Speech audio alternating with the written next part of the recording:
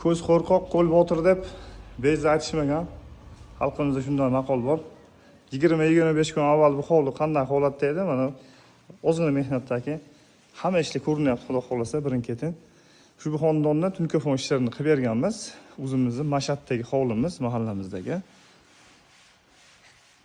Xudo xolasa, proyekt bilan qilingan ishlar hammasi, okalar.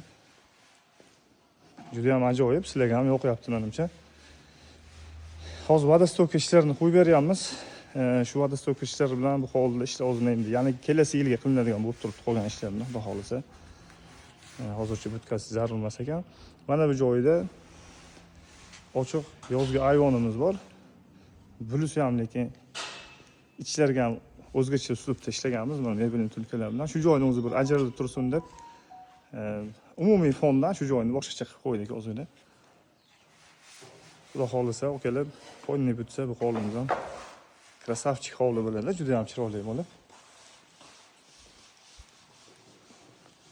Kimda shunaqa xizmatlar bo'lsa, bizga murojaat qilaverasizlar, xudo xolasa.